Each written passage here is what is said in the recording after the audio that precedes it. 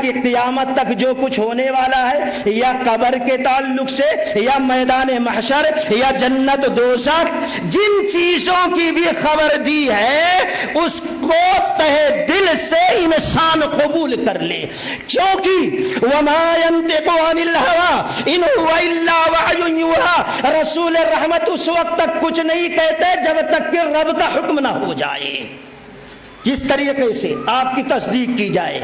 حذیفہ ابن یمان رضی اللہ تعالیٰ عنہ کیسی تائید کرتے ہیں، کس طریقے سے یقین کرتے ہیں نبی رحمت صلی اللہ علیہ وسلم کی قبر پر۔ ایک مرتبہ رسول اللہ صلی اللہ علیہ وسلم نے ایک سواری خریدی اور کہا بھئی سواری میرے گھر تک پہنچا دو، وہاں آؤ اس سواری کی قیمت دے دیتا ہوں۔ رسول رحمت صلی اللہ علیہ وسلم آگے چل رہے تھے، سواری بیچنے والا سواری کی رسی پکڑ کر پیچھے پیچھے چل رہا تھا۔ اتفاق سے رسول اللہ صلی اللہ علیہ وسلم آگے پہنچے اور یہ شخص سواری لے کر آ رہا، راستے میں ایک شخص ملا اور کہا کیا ہے بھائی بیچنا ہے؟ کہا ہاں بیچنا ہے۔ کہا کتنے کی؟ کہا اتنے کی۔ نبی رحمت صلی اللہ علیہ وسلم سے 300 درہم میں بیچا تھا تو 350 درہم بتا دی۔ اب وہ شخص کہا ٹھیک ہے میں لیتا ہوں، اب وہیں اس کو دینے کے لیے تیار۔ تو رسول اللہ صلی اللہ علیہ وسلم نے فرمایا دیکھو میں ان کو سواری دے دے رہا ہوں۔ آپ صلی اللہ علیہ وسلم نے فرمایا ان کو کیسے دے رہے ہو؟ میرے ہاتھ سے بیچ دیے ہو اور تم سواری میرے گھر تک پہنچانے آ رہے ہو، قیمت لینے آ رہے ہو۔ اب اس کی نیت خراب ہو گئی، کہا نہیں میں بیچا ہی نہیں تھا آپ کے ہاتھ میں۔ اللہ کے نبی نے کہا بیچے تھے تو؟ وہ شخص کہتا اگر میں بیچا تھا قیمت لینے آ رہا تھا تو کوئی گواہی پیش کرو۔ اب یہ بات بڑھتے گئی، لوگ جمع ہوتے گئے، سب کہنے لگے اے اللہ کے نبی علیہ الصلوۃ والسلام ہم جانتے ہیں آپ سچے ہیں، لیکن جب یہ خرید فروخت ہو رہی تھی اس وقت ہم موجود نہیں تھے۔ بات بڑھتی گئی، لوگ جمع ہوتے گئے۔ حذیفہ بن یمان رضی اللہ تعالیٰ عنہ آئے اور پوچھے کیا مسئلہ ہے؟ لوگوں نے بتایا ایسا مسئلہ ہے۔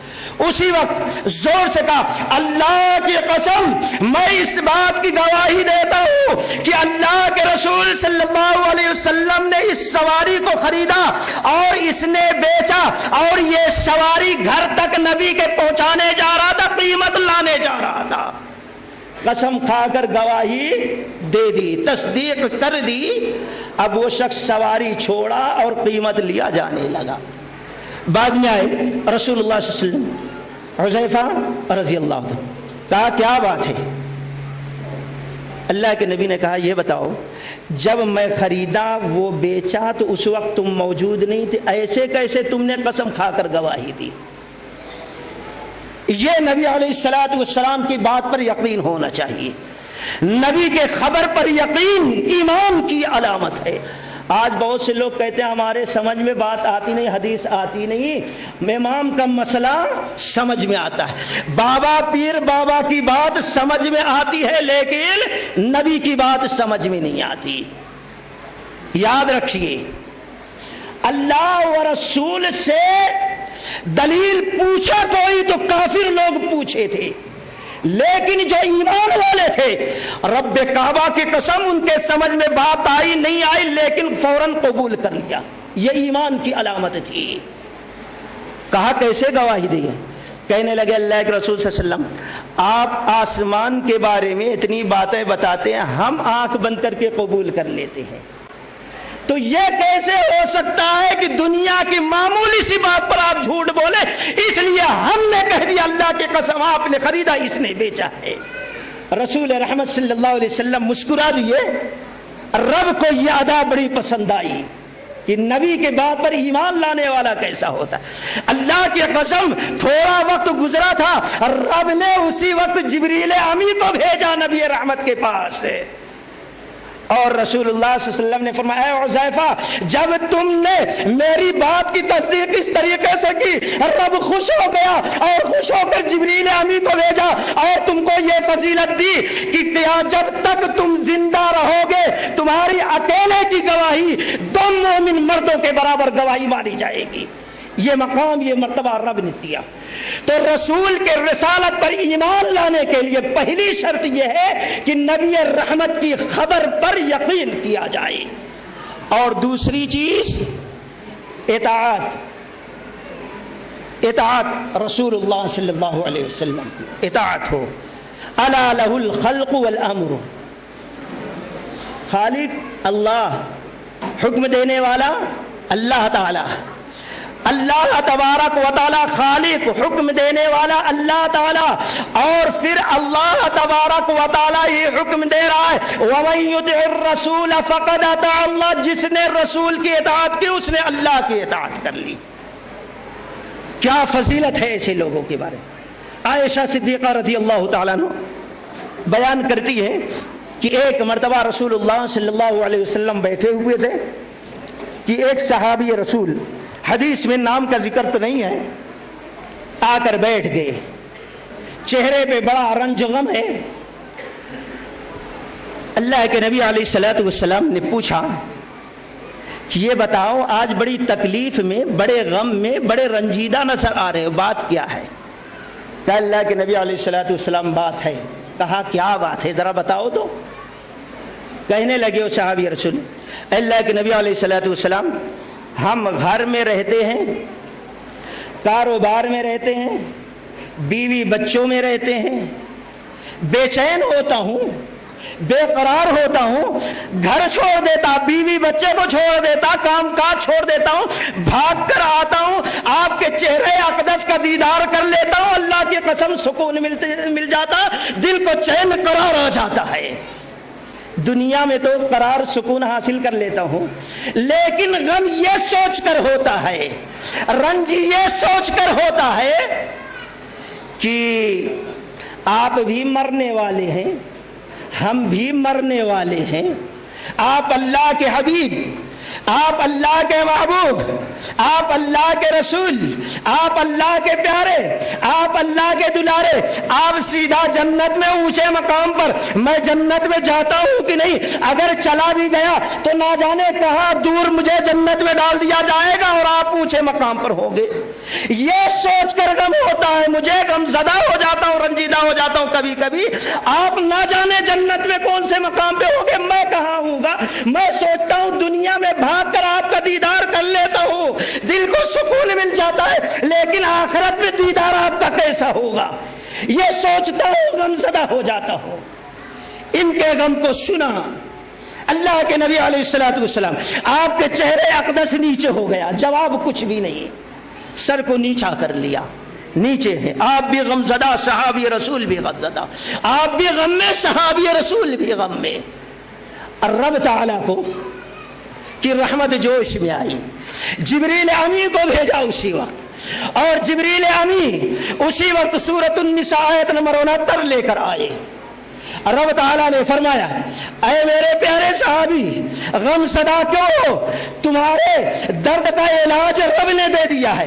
خوش ہو کر چہرے اقدس کو اٹھایا، کہا اللہ کے رسول صلی اللہ علیہ وسلم میرے غم کا علاج رب نے دیا، کیا ہے علاج، ذرا دوا تو بتا دیجئے. نبی رحمت صلی اللہ علیہ وسلم سورۃ النساء کی آیت پڑھتے وَمَن يُطِعِ اللَّهَ وَالرَّسُولَ فَأُولَٰئِكَ مَعَ الَّذِينَ أَنْعَمَ اللَّهُ عَلَيْهِمْ مِنَ النَّبِيِّينَ وَالصِّدِّيقِينَ والشهداء والصالحين وحسن اولئك رفیقا. جو لوگ اللہ کی اطاعت کرتے ہیں اور رسول اللہ صلی اللہ علیہ وسلم کی اطاعت کرتے ہیں فاولئک مع الذین انعم اللہ علیہم، اللہ تبارک و تعالی ایسے مطیع لوگوں کو ان لوگوں کے ساتھ جنت میں داخل کرے گا جن کے اوپر انعام کیا ہے. وہ لوگ کیا ہے، مع النبیین والصدیقین والشہداء والصالحین وحسن اولئک رفیقا. نبی ہوں گے، شہداء ہوں گے، صدیق ہوں گے، صالحین ہوں گے، ایسے نیک لوگوں کے ساتھ مطیع رسولوں کو جنت میں داخل کر دیا جائے گا. دوسری شرط نبی کے رسالت پر ایمان لانے کی اطاعت ہے، اور تیسری شرط ہے رسول اللہ صلی اللہ علیہ وسلم جو دے لے لو، جس سے روکے رک جاؤ. ما آتاکم الرسول فخذوہ وما نہاکم عنہ. اپنے طرف سے بدعت ایجاد کرنے کی ضرورت نہیں، اضافہ کرنے کی شریعت میں ضرورت نہیں، چاہے اچھی بدعت ہو چاہے بری بدعت۔ بڑی مشہور معروف وہ حدیث ہے، ذرا سامنے رکھو، امام بخاری رحمت اللہ علیہ نے جس کو کتاب النکاح کے اندر نقل کیا، راوی انس بن مالک رضی اللہ تعالیٰ عنہ، وہ کہتے ہیں کہ اللہ کے رسول صلی اللہ علیہ وسلم کی بیویوں میں سے ایک بیوی عائشہ رضی اللہ تعالی عنہا کے گھر 3 صحابی گئے، ایک نہیں 3۔ وہ صحابی کون تھے واللہ اعلم، کچھ لوگوں نے نقل کیا، حدیث میں تو نہیں ہے۔ علی رضی اللہ تعالی عنہ ہے، عثمان رضی اللہ تعالی عنہ، عبداللہ ابن مسعود، واللہ اعلم کون صحابی تھے۔ یہ 3 صحابی گئے اور پوچھا نبی علیہ الصلوۃ والسلام کا کیا معاملہ ہے۔